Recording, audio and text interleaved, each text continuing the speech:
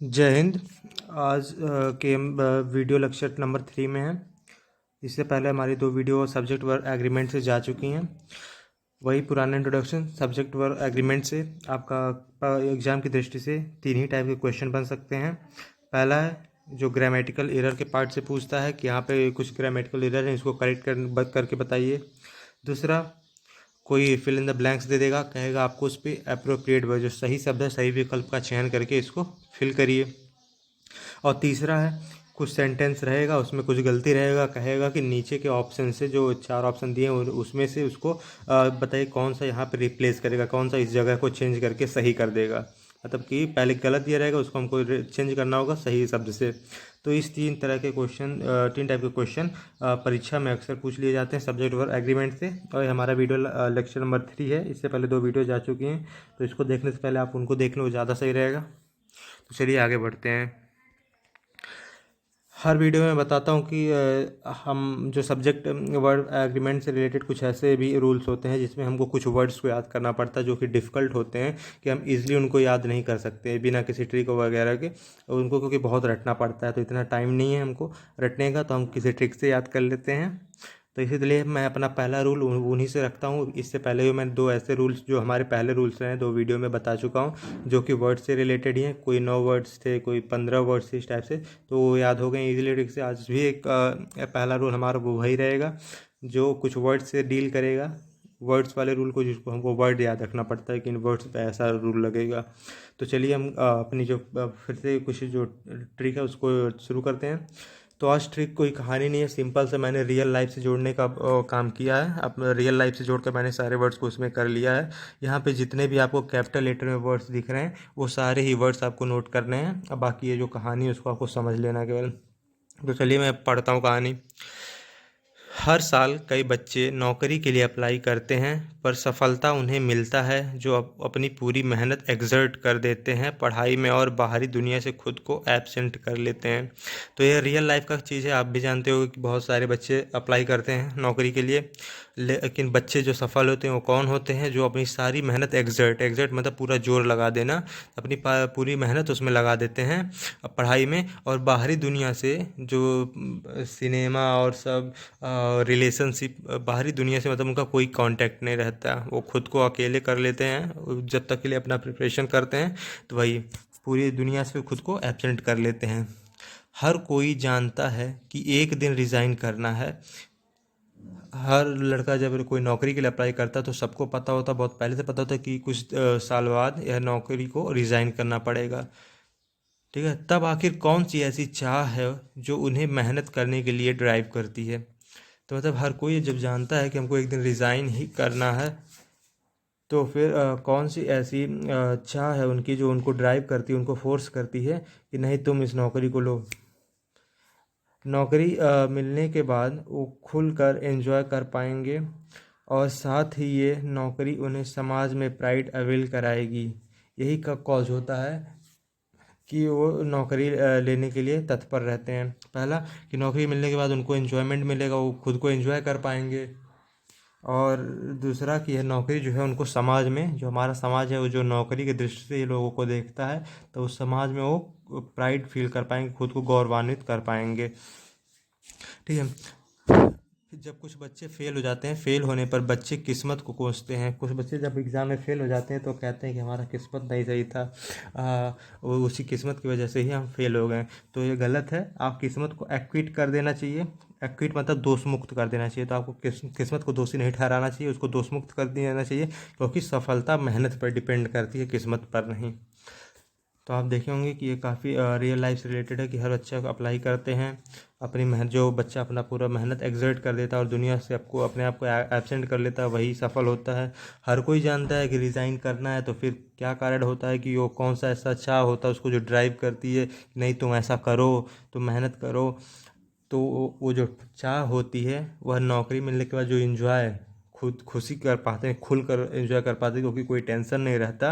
और दूसरी जो नौकरी है हमारे समाज में हमको जो प्राइड, गौरव गौरव दिल अवेल अवेल मतलब दिलाना होता है। तो गौरव जो दिलाती है उस ये यही जो वह चाह है जो हमको फोर्स करता है, हमको ड्राइव करता है कि नहीं तुम मेहनत करो। तो देखिए रियल लाइफ से मैंने जोड़कर आपको बता दिया क्या है। तब इसमें आपको कहानी पर बस दिमाग में रखना, याद करने के लिए वर्ड्स, बाकी आपको इनको नोट करना। Apply, exert, resign, absent, enjoy, drive, pride, avail और एक्विट, ये वर्ड्स ऐसे हैं जिनको याद कर लेना है। तो चलिए रूल देखते हैं। रूल क्या है? रूल ये है कि जो इतने वर्ड्स आपको मैंने दिखाया, रिज़ाइन और सब जितने भी कैपिटल लेटर मिले, ये वर्ड्स जब ट्रांजिटिव वर्ब्स के रूप में यूज होते हैं तो ये हमेशा रिफ्लेक्सिव प्रोनाउन लेते हैं। अब क्वेश्चन आएगा कि ये जो हमारा ट्रांजिटिव वर्ब्स आए हैं, तो ये ट्रांजिटिव वर्ब्स क्या हैं? तो इसके लिए मैं आपको दूसरे पेज पर लेके चलता हूँ। तो देखिए ट्रांजिटिव वर्ब्स, ट्रांजिटिव का पहले मतलब बताता हूँ। ट्रांजिटिव मतलब होता है ट्रांसफ़र करना, संक्रमण टाइप का, कि एक को हुआ है तो दूसरे को होगा, तो वही है। ट्रांजिटिव वर्ब्स वैसे वर्ब्स हैं जो कि सब्जेक्ट से रिलेटेड होता है। सब्जेक्ट जो काम करता है उसको हम वर्ब कहते हैं। और अगर वर्ब का प्रभाव किसी ऑब्जेक्ट पर है, किसी कर्म पर पड़ रहा है, ठीक है, कर्ता का जो क्रिया कर रहा है उस क्रिया का अगर प्रभाव किसी कर्म पर पड़ रहा है तो वह जो वर्ब होगा, ये वर्ब अगर ऐसा होता है तो ट्रांजिटिव होगा। लेकिन अगर वर्ब का प्रभाव कर्म पर नहीं पड़ेगा, जो हमारा क्रिया है, सब कर्ता जो क्रिया कर रहा है, अगर उसका प्रभाव ऑब्जेक्ट या कर्म पर नहीं पड़ेगा तो वह इनट्रांजिटिव वर्ब हो जाता है। इसको एग्जाम्पल के माध्यम से समझते हैं। पहले का मैं ट्रांजिटिव वर्ब्स का एग्जाम्पल देता हूँ। तो देखिए हॉर्स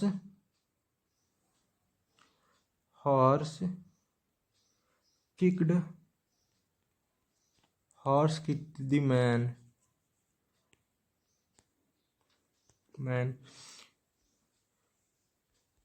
अब यहाँ पे आप देखोगे हॉर्स जो है ये आपका सब्जेक्ट है। इसका मतलब क्या? हॉर्स किक्ड, सॉरी ये गलत दिखी स्पेलिंग में, किक्ड द मैन। इसका मतलब है कि हॉर्स मैन के, एक आदमी को लात मारा। तो अब हॉर्स जो हमारा है वो सब्जेक्ट हो गया। वर्ब क्या है? कौन सा काम कर रहा है? हॉर्स किक कर रहा है, मार रहा है। अब हमारा ऑब्जेक्ट क्या है? यहाँ पे ये मैन है। अब देखते हैं कि हमारा जो सब्जेक्ट, जो हमारा हॉर्स है, जो क्रिया कर रहा है किक करने का, उसका कोई प्रभाव, उसका इफेक्ट पड़ रहा ऑब्जेक्ट पर? हाँ, हम देखेंगे कि हॉर्स लात मारा, लेकिन लात किसको मारा? आदमी को मारा। तो हमारे सब्जेक्ट का जो प्रभाव है वो कर्म पर जा रहा है। तो यह जो वर्ब यहाँ पे किक्ड होगा, यहाँ पे ट्रांजिटिव हो जाएगा। ट्रांजिटिव इसका प्रयोग है, ट्रांजिटिव तरीके के, तो यहाँ ट्रांजिटिव वर्ब हो जाएगा। अब मैं इसी का एक इनट्रांजिटिव प्रयोग दिखाता हूँ कि कैसे ये इनट्रांजिटिव प्रयोग किया जाता है, इनट्रांजिटिव तरीके से। वर्ब तो इनट्रांजिटिव आपको क्लियर हो गया कि इनट्रांजिटिव वर्ब्स कौन होते हैं? जिनका सब्जेक्ट जो है, वर्ब का प्रभाव किसी क्रिया कर्म पर नहीं पड़ता है। जिस सब्जेक्ट का क्रिया का प्रभाव किसी कर्म पर नहीं पड़ता है वह इनट्रांजिटिव होते हैं। इनट्रांजिटिव वर्ब होते हैं जिसमें सब्जेक्ट का जो प्रभाव होता है वर्ब पे, वह किसी भी क्रिया पर नहीं पड़ता है, सॉरी कर्म पर नहीं पड़ता है।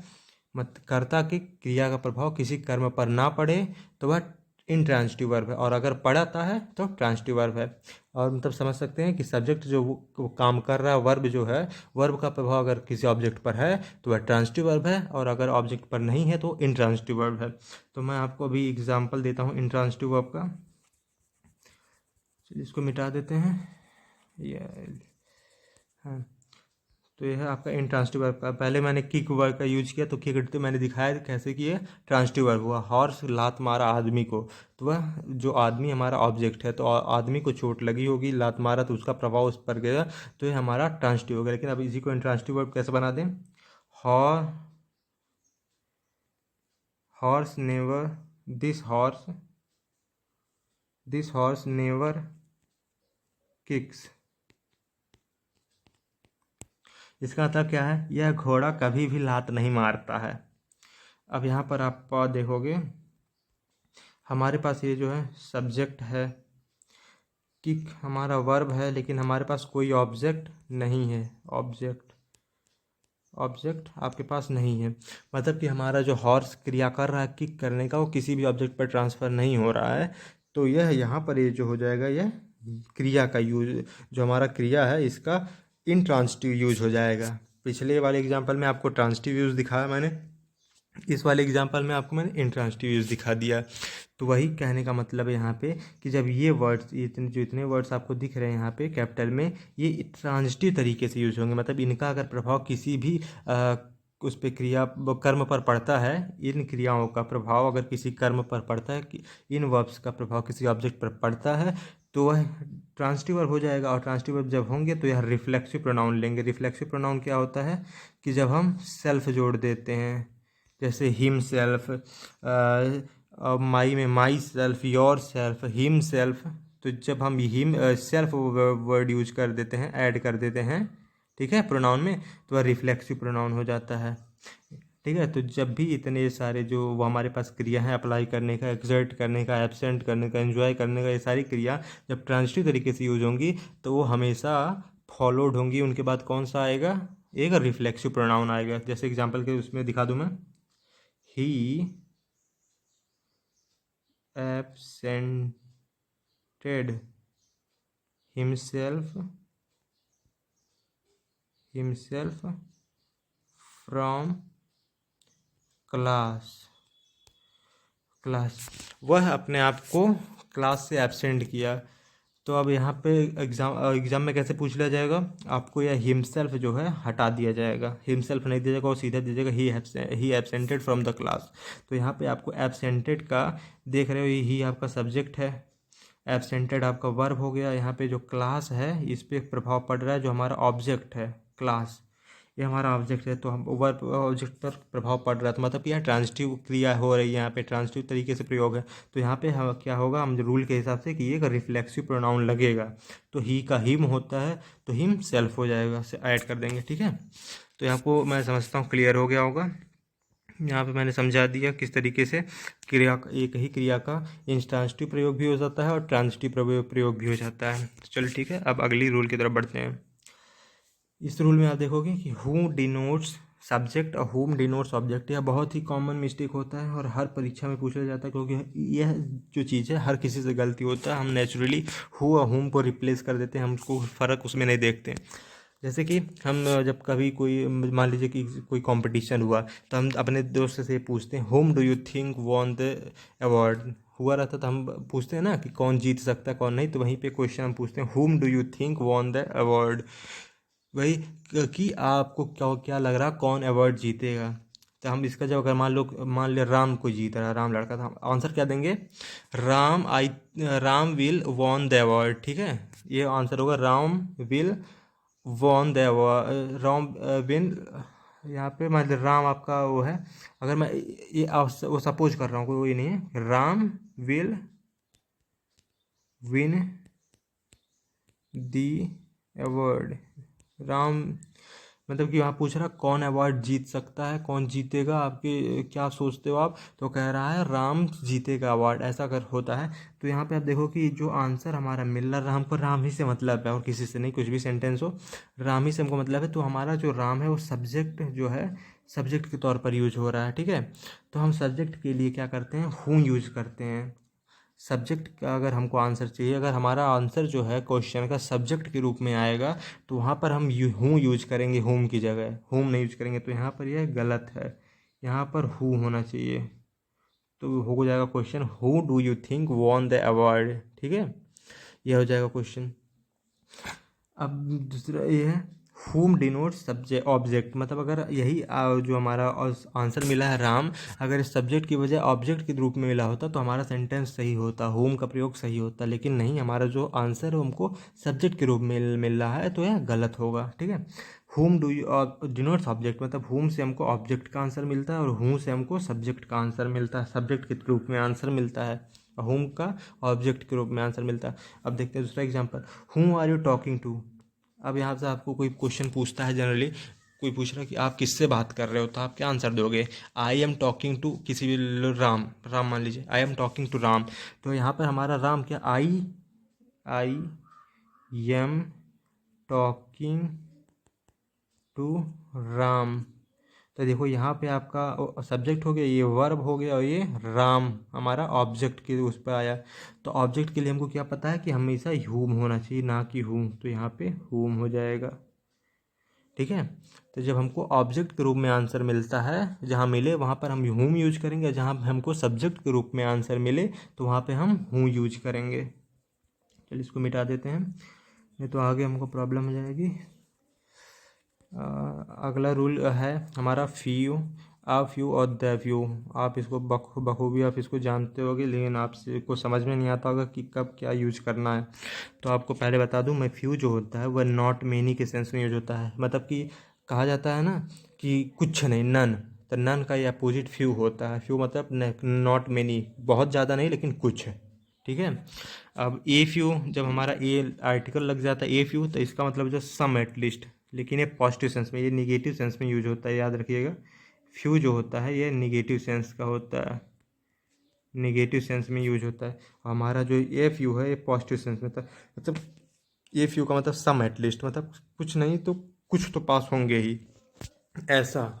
यह हमारा पॉजिटिव। मान लीजिए किसी एग्जाम में है तो हम कह दें फ्यू विल पास, तो यह निगेटिव टर्म में हम आ जाएगा, लेकिन हम बताना क्या चाहते हैं कि कुछ लोग पास होंगे, ऐसा नहीं है कि सब फेल हो जाएंगे, कुछ पास होंगे, मतलब वहाँ पे उम्मीद है, पॉजिटिव रिएक्शन हो सकता है वहाँ से। तो वो हम पॉजिटिव के लिए क्या है, वहाँ पे ए फ्यू यूज करेंगे, ना कि फ्यू स्टूडेंट। हम यूज करेंगे a few student will pass, इस तरीके से यूज करेंगे, ठीक है। द फ्यू में क्या है, वाट एवर देयर इज। हम किसी चीज़ का बात करते हैं जहाँ पे हम द फ्यू यूज कर रहे हैं, तो इसका मतलब होता है वहाँ पर जितनी भी चीज़ें हैं, जो भी कुछ वहाँ पर है, वो उसको हम द फ्यू के माध्यम से दर्शा सकते हैं, ना कि फ्यू आई फ्यू से। तो फ्यू का मतलब आपको क्लियर हो गया कि नॉट मेनी, यह और नेगेटिव सेंस में यूज होता है फ्यू का मतलब। ए फ्यू का मतलब तो सम एट लिस्ट, कुछ तो इस ए फ्यू किस सेंस में यूज होता है, पॉजिटिव सेंस में होता है। और द फ्यू का मतलब होता है व्हाट एवर देयर इज, जो कुछ भी वहाँ है। तो चलिए एग्जाम्पल के माध्यम से समझते हैं, उससे ज़्यादा ईजी होगा। समझना, ये रुकिए आपको यहाँ बड़ा कर देता हूँ मैं। ये यहाँ पे आप देख पा रहे हो, a few man are free from fault, मतलब कि कुछ आदमी ही गलतियों से फ्री हैं, मतलब कि ऐसे हैं जो मिस्टेक नहीं किए हैं, जो गलती अपनी ज़िंदगी में नहीं किए हैं।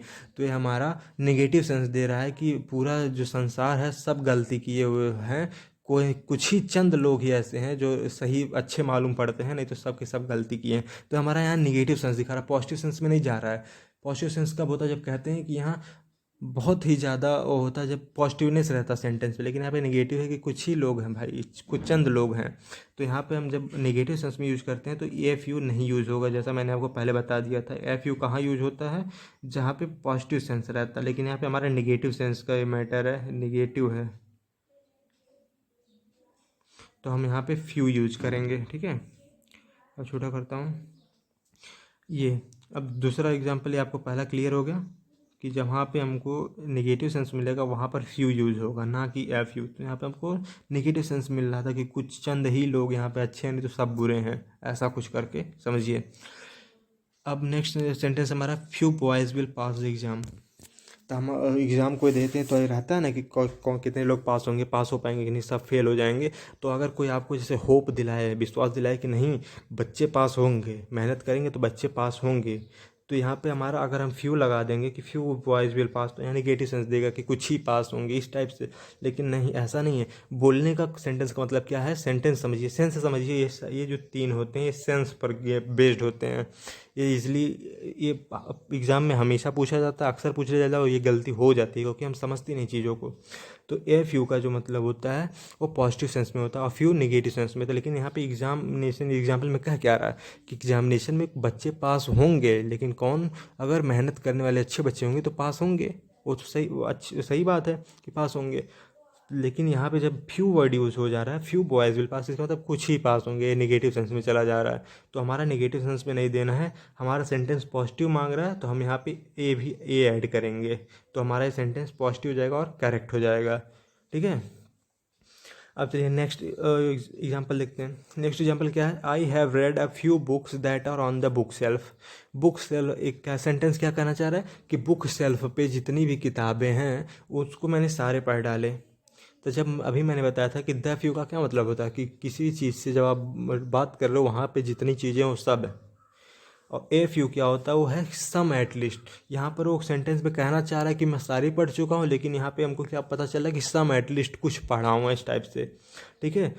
तो जब आपको पूरा दर्शाना हो कि मैंने सब कुछ पढ़ चुका है, और यहाँ पे all I have red already ऐसा कुछ करके हो, ऑलरेडी शायद मैं भूल गया, ऑलरेडी लिखना, ऑलरेडी भी रहेगा, मैंने पहले ही पढ़ चुका, ठीक है। तो एफ यू की जगह हमको यहाँ क्या लिखना होगा, द फ्यू, मतलब कि सेल्फ पर जितनी भी किताबें हैं, द फ्यू मतलब कि जितनी भी किताबें, वॉट एवर देयर इज, जितनी भी किताबें हैं उन सारे को मैं पढ़ चुका हूँ, ठीक है। तो मैं आई होप कि आपको इस क्लियर हो रहा होगा। इसको आप बहुत अच्छे से नोट कर लीजिएगा और डिफरेंट डिफरेंट एग्जाम्पल लेके आप प्रैक्टिस कर लीजिएगा, क्योंकि अक्सर पूछ लिए जाते हैं। अब बढ़ते हैं फोर्थ वाले की तरफ। फोर्थ वाला ये भी काफ़ी एग्ज़ाम के तरीके से हब रहता है इसको, इस सब चीज़ों का, कि लेस और फेवर में हम समझते नहीं कि हमको क्या सही है क्या गलत है और कहाँ कैसे यूज़ करना है, तो अक्सर गलती हो जाती है। लेस वर्ड का देखते हैं, तो लेस डिनोट्स हमको क्वांटिटी डिनोट करता है और फेवर हमारा नंबर डिनोट करता है। और मैं जानता हूँ कि किसी को भी ये क्लियर नहीं होगा, हम अक्सर दोनों को ऐसे मिक्सअप यूज़ कर देते हैं। जैसे हमारा पहला एग्जांपल दिखा देगा, डेली लाइफ का एग्जांपल है, no less than 50% were killed. अगर हमसे पूछा जाता है कि कितने आदमी हमारे थे, तो हम कहते हैं नो लेस देन, क्योंकि लेस हमारे सेंटेंस में क्वांटिटी और नंबर हम दोनों के लिए यूज कर देते हैं। इसको लेस मतलब हम इतना समझते हैं सिर्फ कम, ये नहीं समझते कि हमारा यूज कहाँ करना है, किस रिस्पेक्ट में लेस यूज होता है। हम केवल लेस का कम, लेस मतलब कम होता है, बस उसी लिए यूज़ कर देते हैं। तो हम कह देते हैं 50 आदमी से कम नहीं मरे होंगे, तो no less than 50 persons were killed, ऐसा बोलते हैं। लेकिन एब्सोल्युटली रॉन्ग है। क्वेश्चन पूछ लेते हैं तो और गलत कर देते हैं, हमको लगता है कि हमने सही कर किया, लेकिन वो गलत होता है। तो यहाँ लेस की जगह क्या यूज होगा, फेवर, फेवर, ठीक है। जब भी आपके नंबर, ये जो है आपका क्वांटिटी नहीं है, यह एक नंबर है 50, तो जहाँ भी आपको नंबर की बात हो तो वहाँ पे फेवर यूज होगा। अब आगे से इसकी गलती मत करिएगा, ठीक है। चलिए, दूसरा लेस क्या डिनोट करता है, क्वांटिटी। अगर यहीं पे हमारा क्वांटिटी होता तो हम वहाँ पे लेस यूज कर सकते थे। अब देखते हैं क्वांटिटी के एग्जांपल लेते हैं। There are no fewer than 50 litres of water in the jug, मतलब जग में 5 लीटर पानी से कम नहीं है। तो हम यहाँ पे अभी तक जानते नहीं थे, तो हम फेवर या लेस कुछ भी यूज कर देते थे जो हमारे दिमाग में आ जाए पहले। लेकिन ये गलत है, यहाँ पे हमारा 5 लीटर्स कोई नंबर नहीं है, लीटर्स 5 लीटर में कितना पानी है गिन नहीं सकते हैं, या क्वांटिटी है। तो जब क्वांटिटी की बात हो तो वहाँ पे हमेशा लेस यूज होगा, ना कि फेवर। तो आपको आई होप कि समझ में आ ही गया होगा कि लेस हमेशा क्वांटिटी के लिए यूज होगा। क्वांटिटी क्या होती है, जिसको हम गिन ना पाएँ, क्या है 1 लीटर पानी में अब कितना पानी आप गिन पाओगे, नहीं ना। लेकिन 50 आपका नंबर है कि हाँ 50 पानी है, 50% हैं, तो ये आपके लिए वो नंबर है। तो नंबर के लिए आप क्या यूज करोगे, फेवर यूज करोगे। तो सेंटेंस क्या हो जाएगा, no fewer than 50% were killed. लेकिन सेकंड में आप 5 लीटर्स की बात, जो क्वांटिटी है, तो क्वांटिटी के टर्म में आप फेवर की जगह लेस यूज करोगे। तो सेंटेंस क्या हो जाएगा, there are no less than 5 litres of water in the jug. Okay, चलिए 5वें क्वेश्चन की बात करते हैं। यह भी हमसे अक्सर गलती हो जाता होगा, आप इसको पढ़ने के बाद भी आप समझ जाएंगे कि हाँ आपसे अक्सर गलती होता रहा है। अभी मैं आगे बता रहा हूँ।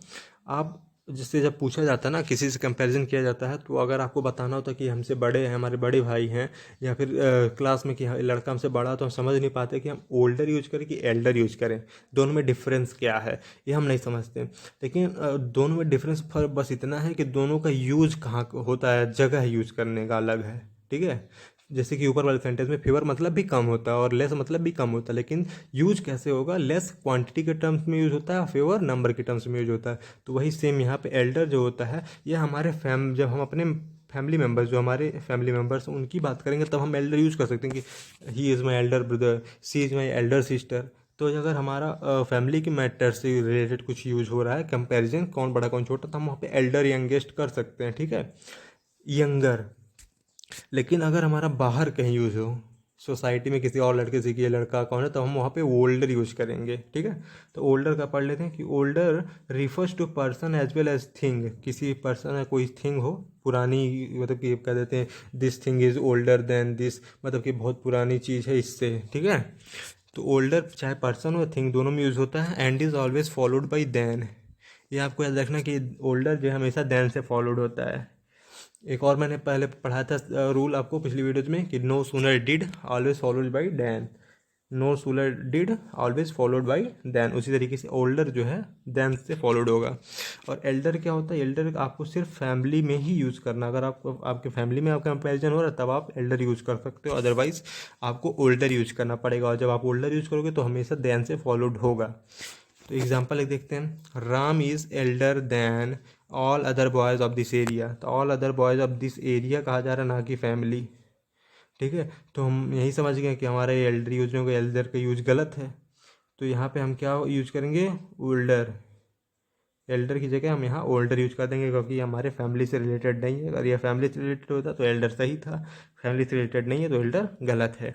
तो आई होप आप समझ गए होंगे। अब ओल्डर और एल्डर में आपकी गलती नहीं होगी। ओल्डर हमेशा बाहरी लोगों के साथ होता है और एल्डर अपनी फैमिली के साथ होता है, कंपेरिजन। ठीक है, तो इसी के साथ मैं इस वीडियो को यहीं एंड करता हूँ। फर्दर के 2-3 लेक्चर और इसके आएंगे। इसमें आपको एक कंपटीशन से रिलेटेड जितने भी ग्रामेटिकल पर रूल्स और सब आते हैं क्वेश्चन, वो सब कुछ क्लियर हो जाएंगे। अब कहीं भी प्रॉब्लम आपको नहीं रहेगी।